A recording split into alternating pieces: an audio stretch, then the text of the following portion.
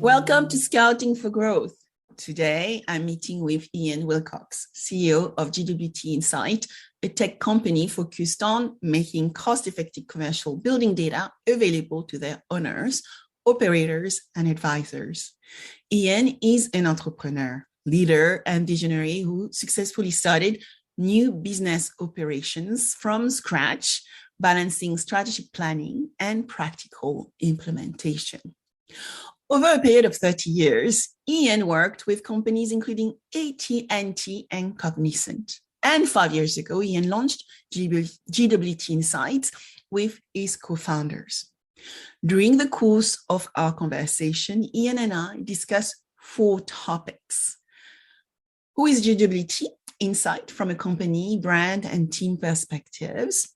Why both property and commercial building IoT are unique markets around which to build a risk mitigation ecosystem, benefits delivered to the property and insurance markets, including preventative maintenance to prevention, lesson learned from moving to the entrepreneurial space after years working for large companies. Let's discover the world of commercial building IoT and insurance.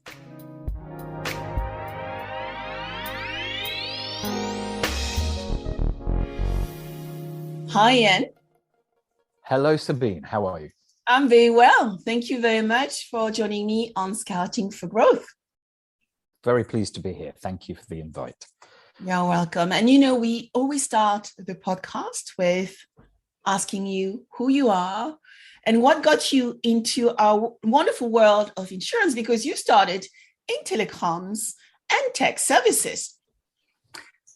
I did, and very much so. And I think it's a world of operating in IT and software around financial services generally. I found myself gravitating to consulting roles around innovation in the insurance space, and in particular more around sort of risk management and risk engineering services that the insurers were delivering sort of 10, 15 years ago. And that's got me then very much into that world and very much enjoying it.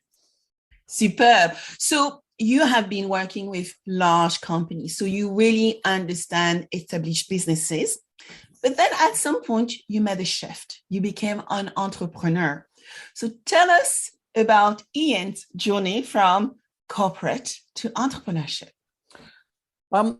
I had been delivering consulting services for about the large 12, 13 years into the large corporates, and had witnessed just how difficult it was for them to marry the need to obviously provide, the structure and the control around sort of their investments and everything, and that was starting to, I think, hinder the course of being able to deliver on innovation. And I think there's a recognition around some of the partners that we were working with, who were working with large tier 1 carriers, that they needed to work with smaller startups. I at that time was working with the large Indian-based IT company, and I think they recognize the fact that actually both those organizations, when you were working together, can't do that effectively, and you need the agile and the flexibility and I think the speed to market of a startup to be able to do that. And so that led to the formation of GWT from GWT Insight, from that position of recognizing an opportunity and knowing that actually we could do it better as a startup rather than necessarily trying to do it within the large corporate entities. So doing it better as a startup. Tell us a little bit more about GWT Insight. I would love to know about the name, the insight, and how you transform the world of commercial building. I would say IoT, but I would say our risk transfer world of insurance as well. Well, I think there were so first of all, GWTI has been going for just over 4 years now, and I would love to say, having once the company was formed and we had the genesis of the idea, and we were very much starting to sort of look at product concepts and how we were going to technically deliver that, we said, right, we've got to get the name right.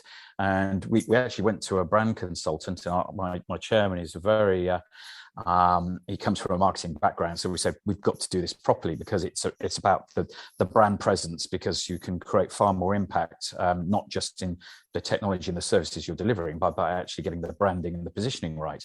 And we must have gone through 60 or 70 names, and unfortunately we couldn't come up with anything that wasn't already used by other people with URLs and things like that. So we ended up with the names of the founders as the initials, so John Giles, Peter Tuckett, and Iain Wilcox, GWT, but with the insights very much providing the insights around specifically commercial property.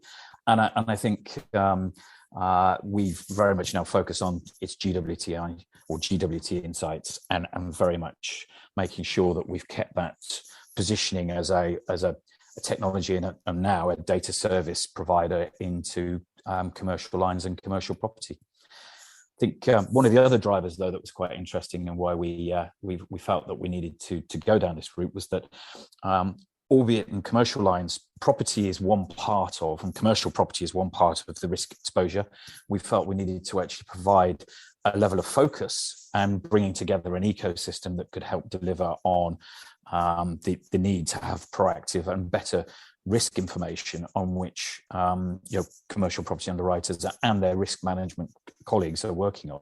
So there were a number of different drivers around that, and helping to drive that innovation on a faster, quicker basis.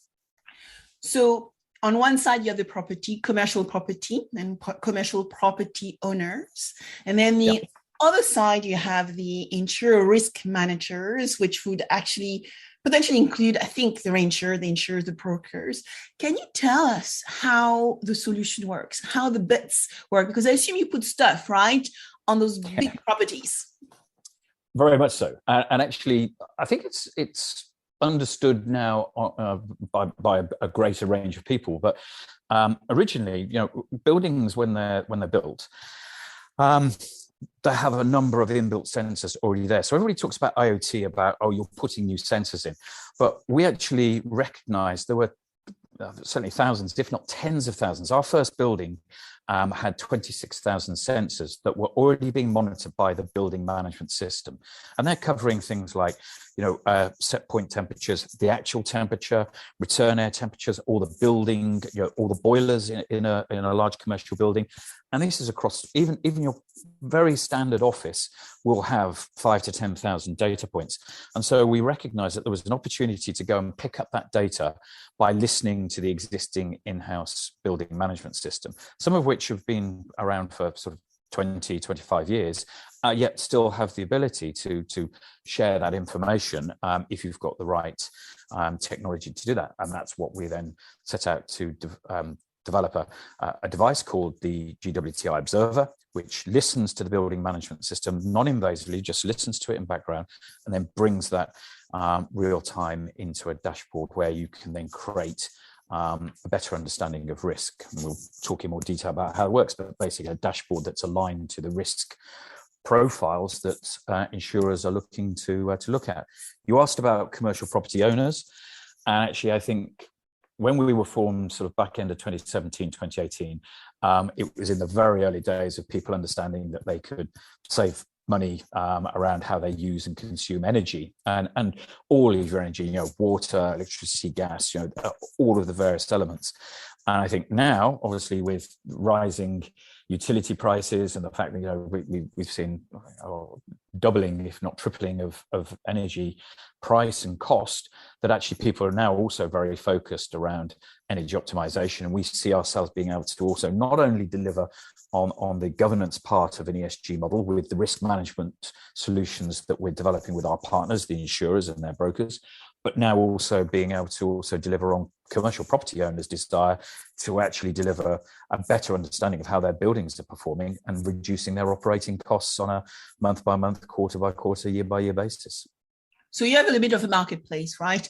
Where on one side, you're actually enabling the risk manager, let's call them the risk managers, to improve their ability to underwrite, I assume price, but also how they manage claims, right? And provide efficiencies, but also find ways to serve the customer better.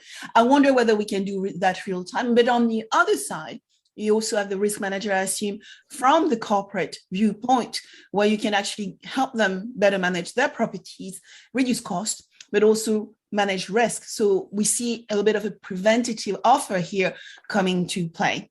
So how is the market responding? How are the corporation responding?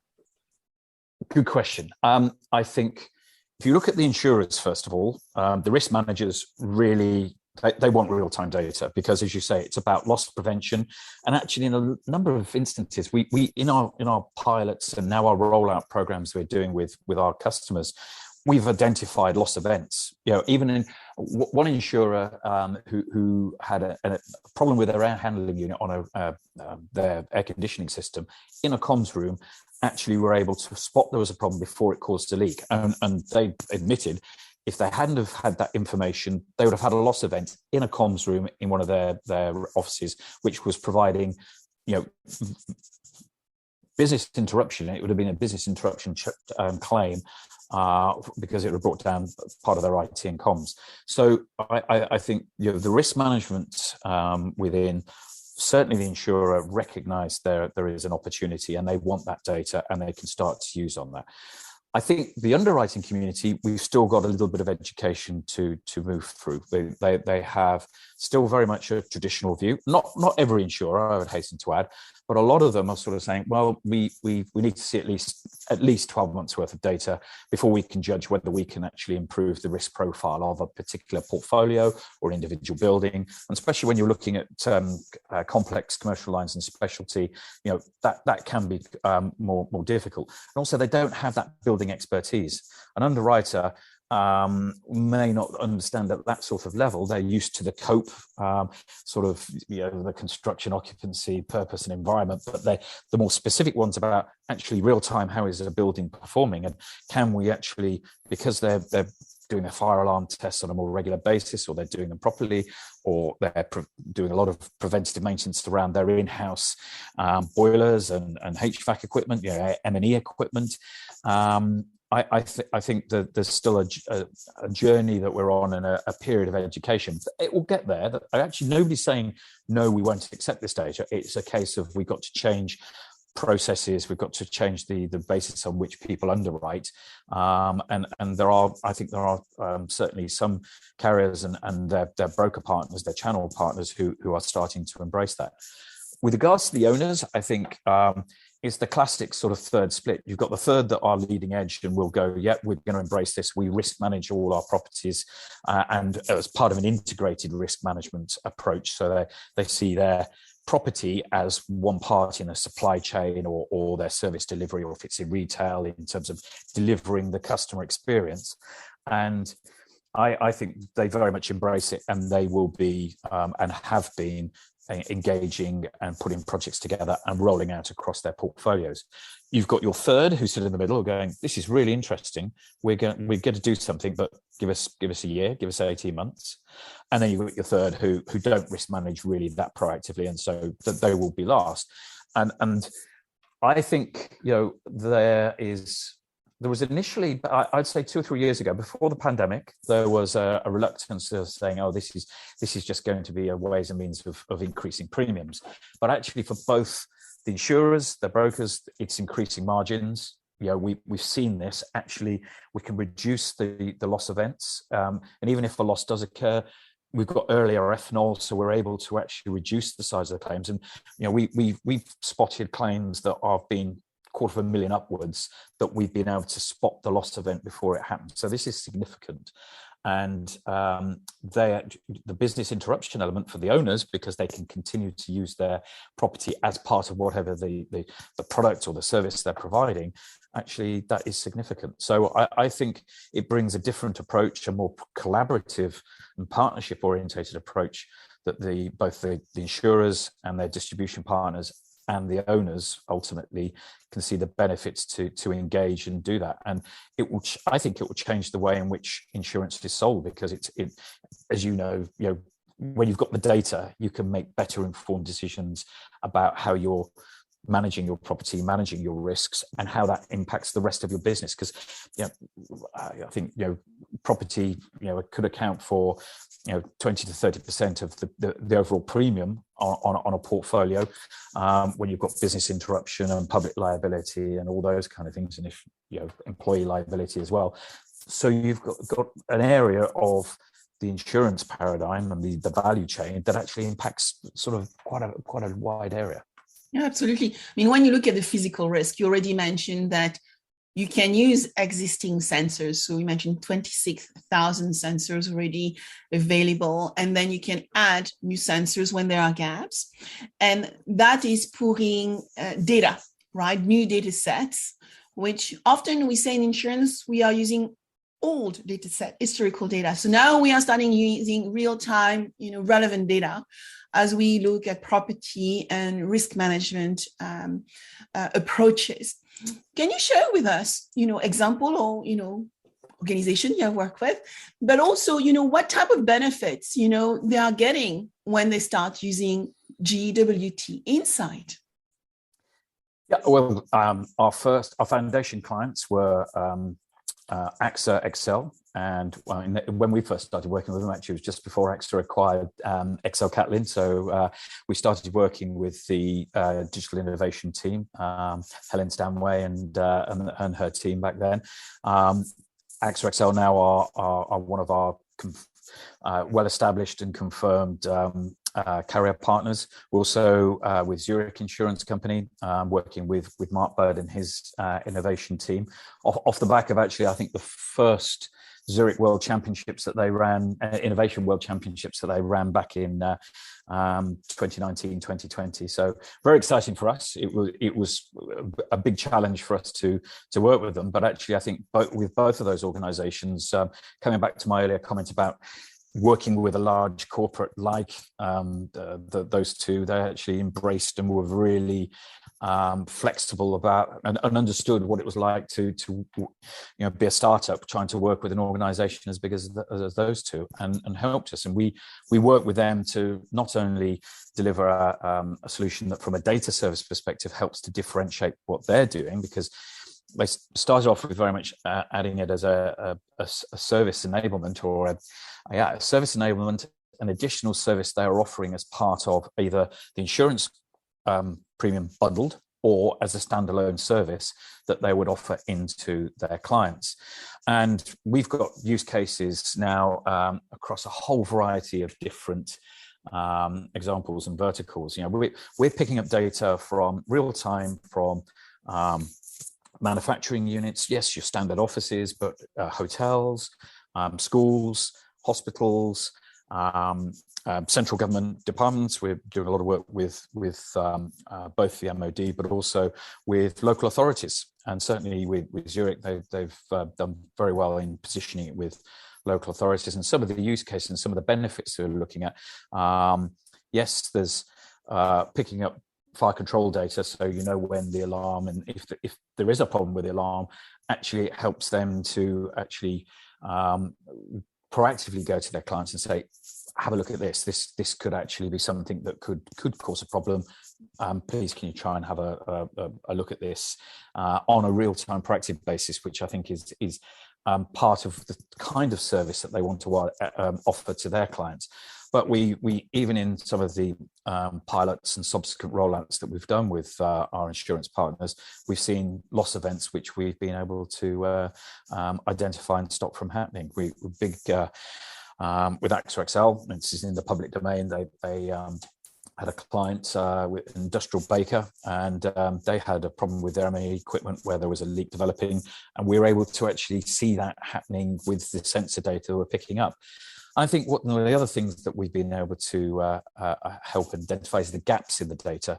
So where the data availability that you can then start to use, as you say, third-party sensors, things around indoor air quality, obviously post-pandemic, being able to pick up carbon dioxide levels, and you can't have pathogen detection as such. You bring together the operating environment of a building to understand if the air quality is not good, then it's going to have a higher propensity for spreading germs and bugs and pathogens that would potentially lead to, even COVID. But, there's nothing that actually would ever detect COVID at this stage, but you could look at the environment where it's going to have a better chance if you haven't got the ventilation, for example, in place. But I think the last element is actually the benefits. I mentioned about ESG earlier. We've identified, I think, in every building that we've been into and every portfolio, there have been areas where we can help improve the operational efficiency of the building as well, and provide a better customer experience for the owner's own customers or their employees and stakeholders. So heating and cooling is a classic one where the heating comes on in the morning, especially in spring and autumn. You have a building that actually is cold up until about sort of 9 o'clock, 9:30. Sun comes up, and then suddenly the cooling needs to come on. Or you don't necessarily need to heat as long, and you don't need to cool as long. Or buildings that actually have air conditioning running 24/7. Those kind of things, I think, are in every building. We can improve and optimize the way in which the basic controls of the building are set up, and can reduce, I think, energy costs by anything between 15 to 30%. And in some instances, we've had a couple of examples where we've actually managed to reduce the energy cost consumption by 50%.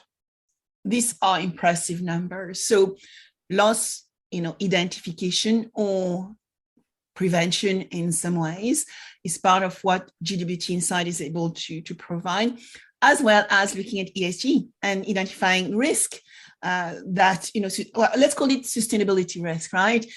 Risk linked to ESG, and improving an organization or building owners, enabling building owners to actually do better around their ESG roadmaps. Pretty impressive. But now, to be able to do that, Iain, you already mentioned you're working with property owners, with insurers, and I assume you have a bigger ecosystem. It's funny because in November last year, I started, doing some work around digital ecosystem, and I was very fortunate to do some work with CBS News on that topic, and some of the videos are going to start popping up.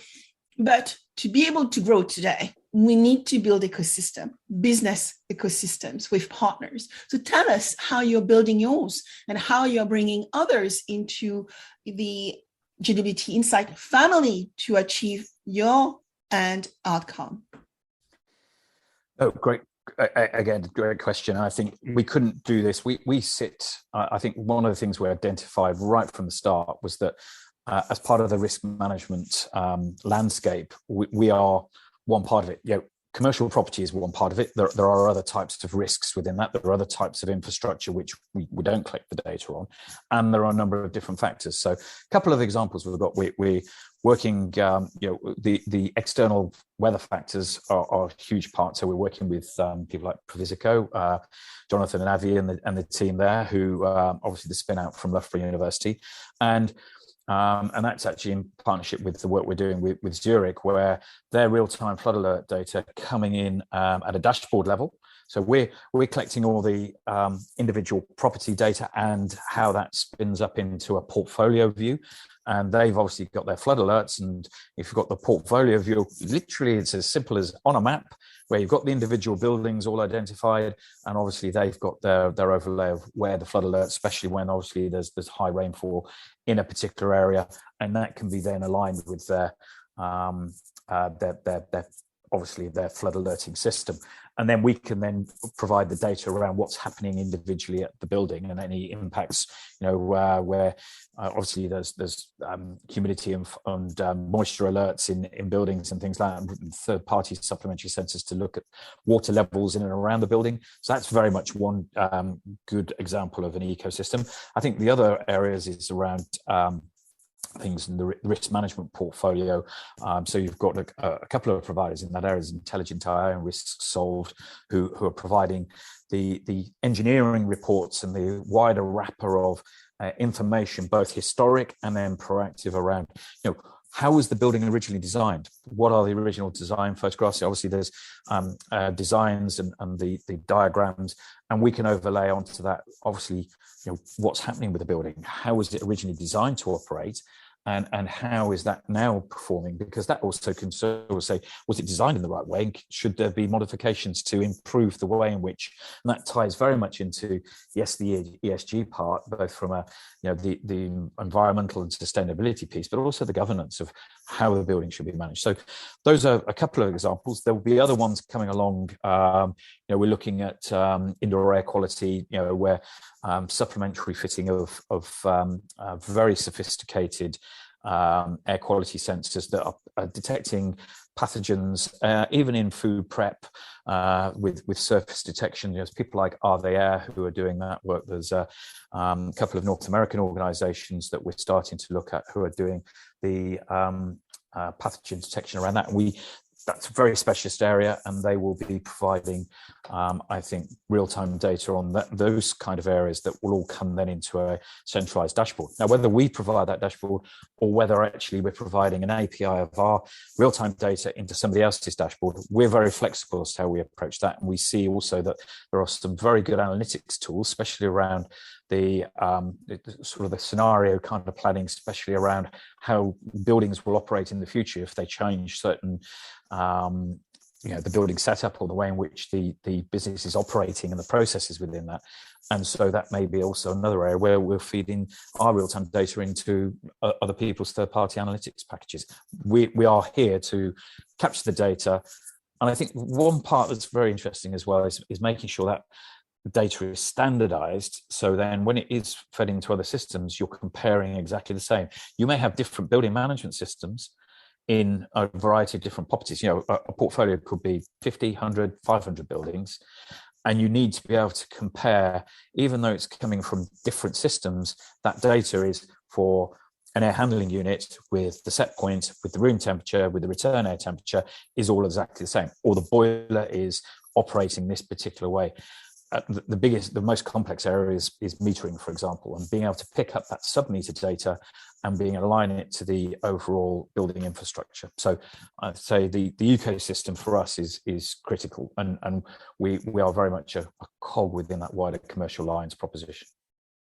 Well, a lot of insight here, but I hear specialism, and it's lovely also to hear you working with Jonathan from Provisico and Anthony from Intelligent AI, because you have absolutely complementary capabilities, which then start building really interesting solutions. But as I'm hearing specialism, and you know that the world is going a little bit funny right now, right? Interest rate increasing, inflation, cost of capital going berserk, and finding talent is really hard. How's it been to actually lead a team and build culture at GWT Insight? How's your team? Well, you're right. It's very, very hard in today's environment to grow a business. I think the pandemic, we were 4 or 5 people at the beginning of the pandemic. We're now 13 people and growing. We're going to add another 4 or 5 the rest of this year, rest of 2022. And I think from a cultural perspective, we're very much because we're small and fast growing. Everybody joins, even the most the youngest, most inexperienced members. I refuse to call anybody junior, because there's no juniors, because they are given responsibility right from the start. I'll give you an example. We've employed a young man called Tom, who as a developer on apprenticeship scheme in the UK. He's retrained. He was actually a policeman, would you believe? And what a swap in career. And he's hit the ground running. He's been with us 3 months, and he's already delivering value in terms of creating customized dashboard for our customers. He's doing a lot of work around our core product as well, which we're doing, very much in parallel around our core development and making sure we're staying on the leading edge of technology and how we're architecting architecting, delivering our solutions, but also then working very much on customer projects to help deliver the customized dashboards they need. And he hit the ground straight away. Our first employee, Tim, he's now very much leading the way and working with our CTO, John, around how we're utilizing and bringing in things like AI into the way in which we're delivering the data service. We want to create intelligent products for our clients so they actually can then differentiate what they're doing. And so we're putting them all on courses so they can improve what they do. So I think from a culture perspective, our team have to better themselves. They have to join with a view that they want to improve what they're doing and they have value to add right from the start. We're on a very flat structure whereby they very much contribute to the overall product strategy and what we're doing, and that they can see and tangibly feel and measure the value they're delivering to our clients. And we very much have set that up as well, where they have skin in the game as an organization. So yes, we're young and I now describe us as we've moved from startup into scale up, but they all have direct input into the levers and the factors that will help us deliver on that growth. And we're very, very clear in our vision, so they understand where they fit within that and what their contribution is to that, and what that means, while at the same time learning. We all make mistakes. It's also an environment where a mistake is good, because actually as long as we learn from it, then actually we grow as an organization and as individuals. But it's a team approach around that, very much so. Absolutely. I mean, I think teams are the ones which are able to change the world. But at the same time, Iain, I'm also thinking about, your years of expertise, I believe, over 30 years in industry. So what have been for you, the lesson learned from moving from established company to building a startup, moving into scale up? What are the top criteria you think are key from your expertise and from what you're building today to build a successful growth venture? And I think experience, and as you say, 30 years in the industry, I think teach you that you're only as good as the people around you. So it's a team. We right from the start, we all said that John, Pete, and I as founders, we said, Pete is a building expert. We couldn't have delivered the understanding that we've now got of the rules and the checks of how risk impacts buildings, and being able to provide an understanding of how buildings are working in the solution that we're delivering to people who don't have that same level of understanding. So Pete's experience from a building engineering, building automation perspective, and helping to feed that into the solutions that then risk engineers and underwriters can use. And also John, from the background of his enterprise architecture background, his technical expertise. And so right in terms of from the founders through to actually everybody else in the team, I think it was the fact that you can't do it all on your own. And I know it's the classic thing that sort of entrepreneurs are the world's worst people for letting go and not having control. But actually, I've got a chairman who is, and it is very personal to us. We've all known each other. I think I've known everybody in the organisation for 15 to 20 years plus. We employ people that actually I've seen growing up. So it is a very personal story, but at the same time, we have people who have global international experience. My chairman ran a company that was sort of 5,000 people globally. And I think it's that balance between having a good understanding of what corporates need for us to engage with them professionally with the right processes, and delivering what we say we will on time and with a good quality product or good quality service. But recognizing that actually it's a team effort, and that also includes, you mentioned about the ecosystem. We recognize we can't do that from a solution perspective, and we're very focused on, we capture real-time data from buildings, commercial buildings. That is it. We're not going to try and do anything else. We're very focused on that, and that leaves room to then work with people who are like-minded. You've mentioned Physico and Intelligent AI. They're very focused on what they're doing, and I think that really does set up a very strong ecosystem. And we're not exclusive. We can work with other people, and we will. But actually, I think that's what's attractive for our current partners, and we've got a number of very strong prospects in the distribution, reinsurance, and carrier space that I think recognise that we've got through the first sort of 12, 18 months of getting the concept to the ground, developing products that were being technically tested, and now we're rolling those solutions up as proven solutions on a global basis, in North America, Europe, and now into Asia as well. That's super cool. One point you made, which I think I would like to reinforce, is that building ecosystem can actually drive differentiation and uniqueness. I was on a podcast recently with Simon Torrance, and we were talking about embedded finance, embedded insurance. But one of the key points he made was he started like you in telecoms. And one thing which fascinated him is that telecom providers are really good at building infrastructure.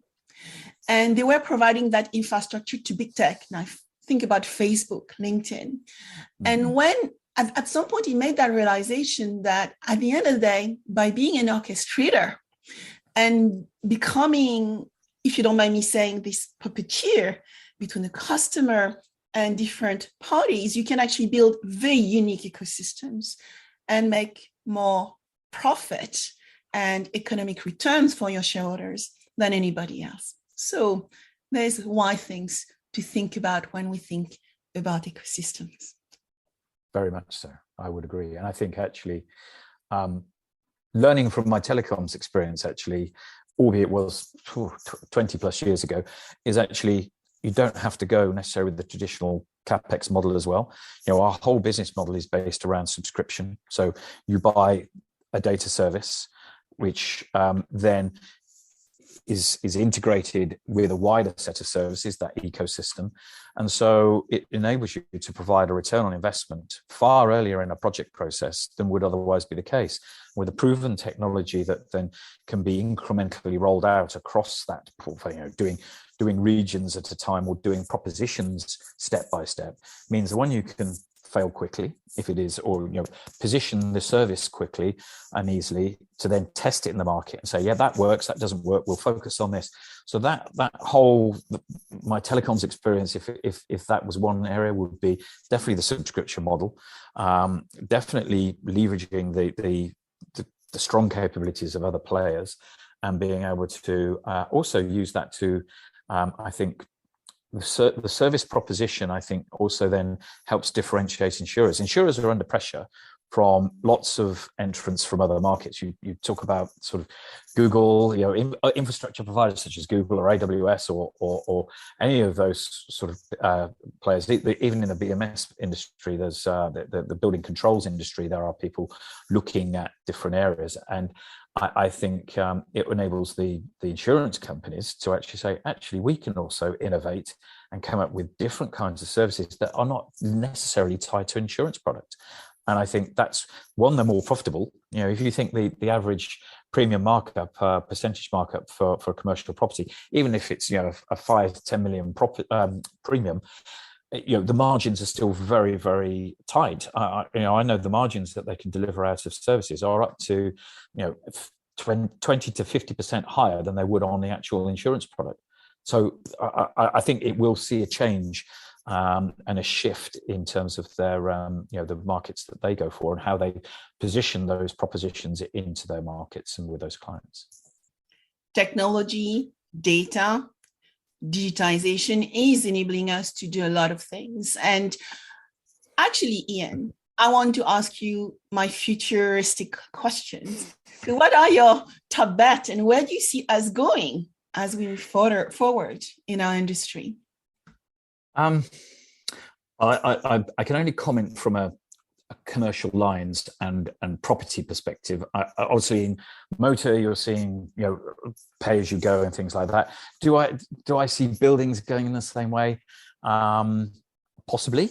I do think I've had discussions with people saying, could you deliver a parametric solution around buildings? I think you could actually, because you can look at very predictable events. You can then look at automatic payouts of claims based on the replacement cost of key equipment around mechanical and electrical equipment. It is possible. I know in motor that's been around, or certainly in certain asset classes around personal lines. I think parametric might. I certainly think data-enabled, pure data-enabled models will come to the fore. I think you'll see some reinsurers and carriers going with certain distribution partners with a pure data-enabled model for certain types of business. It could be just focused around distress, or it could be around captives. And I think the value add around captives, where coming back to the whole service enablement and the proposition that's utilizing the risk management expertise, I think that could be an area where we could improve the performance of distressed portfolios, as well as obviously playing into the larger corporates who have only gone down the captive model, and because their costs are rising, they may actually seek to spread that risk and share it on a bit a wider basis. So that will be my crystal ball at the moment. I'd like to be more radical, but I think that's actually radical enough as it is for what is a very traditional part of commercial lines. You're right, and it's complex as well. So I often think that we probably are still scratching the surface in insurance. We probably have done less than 1% of the amazing things which we could do, from still using historical data, but that enriching that historical data with new data set to prevent, predict, and enable big commercial players and smaller ones, right? We are not even looking at all the different commercial type of assets which are existing out there. And so a lot of work need to be done, and a lot of mind need to be changed in the way we do things. We are dealing with 338 years old market, which, right, with a lot of people who do things in a specific way. Very true. Very true. So we know we are going through, a little bit of a turbulent time. You have amazing customers already, but as a growing business, you may actually seek investment in the future. And I love also talking about the purpose of this podcast, which is about corporate venturing. Mm-hmm. And when you look at the future, Iain, how do you see investment? How do you see your growth coming not only from your partners, but potentially from the investors which are going to bet on you? Well, to facilitate the growth, we're now into our fourth year, and we're profitable. We're growing. We were lucky enough to be generating. We had 4 initial angel investors, as such, seed investors, and we've been able to actually fund the earlier stage of the business, and in parallel start to, because of the subscription model, generate our own revenues from an early stage. So we've been able to sort of bootstrap it with the founding investors and ourselves funding it.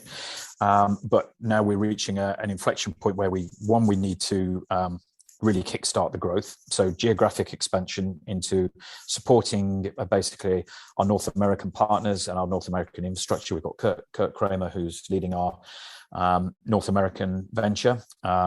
We've now got clients, as we said, global insurers who are taking us into Europe and the Far East, as well as North America. And so we will be seeking investment in 2023. We are researching who's interested, who has an appetite. I think our business model is attractive because subscription based, we're profitable. Yes, we need to invest in people, processes, infrastructure.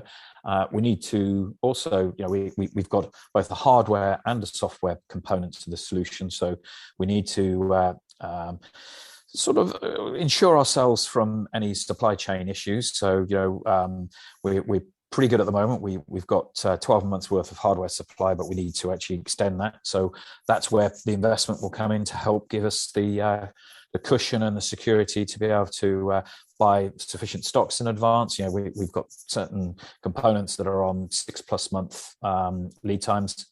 And so we've gone 12 months out, and we'll continue to sort of extend however far we need to go.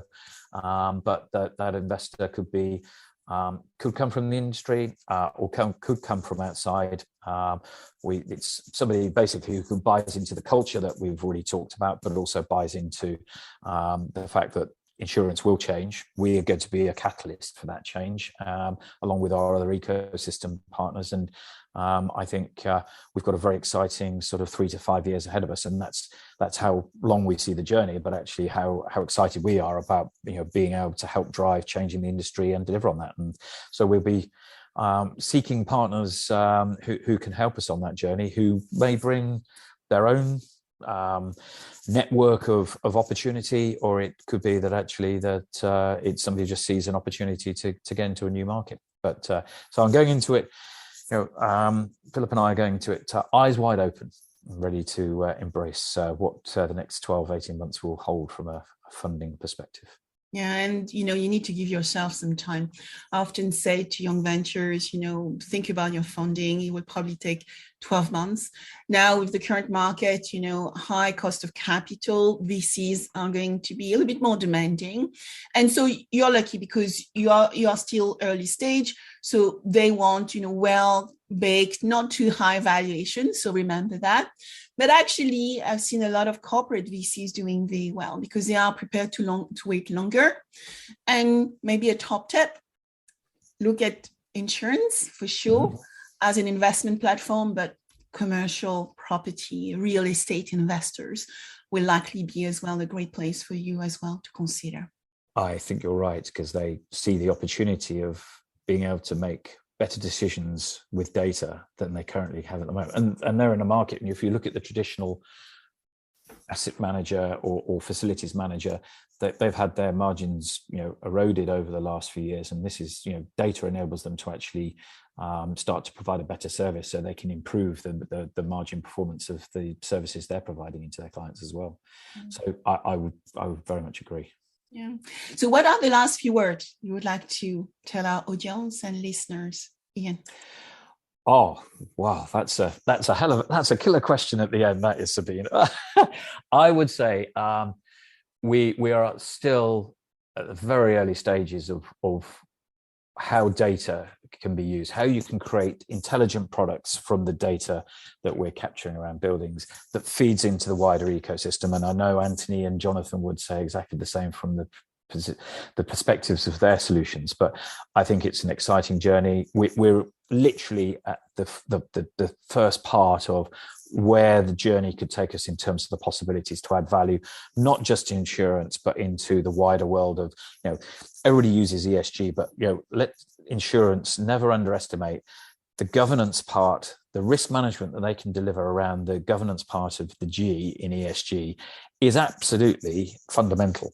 Because if you don't have the processes and the governance, the E and the S just don't operate. You need to understand how people are utilizing all of your infrastructure, and you need to understand actually how you can make that deliver on a sustainable basis to deliver the environmental part.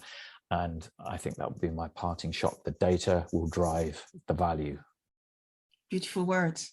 So where can people find you? You can find us at gwtinsight.com. We've got a revamp to the website that's just gone live. You can follow from the website. You can talk to me directly. You've got all my contact details and the wider team, my colleagues Philip, John, and Pete, and the wider team. We're all on there. Everybody's got a picture. So you can find us there, and I think you'll hear a lot about us over the coming few weeks and months as we're raising our profile. Well, I can't wait. And also, I will add, you can find Iain on LinkedIn. And I checked as well, yes, on LinkedIn. And he has a mobile number there. So I'm accessible, definitely accessible. Definitely accessible. Yes. Thank you, Iain, for giving me some of your time today. Pleasure. And thank you very much for the opportunity to talk to you, Sabine. It's been very enjoyable. Thank you. My pleasure. Thank you. Thank you. Bye-bye.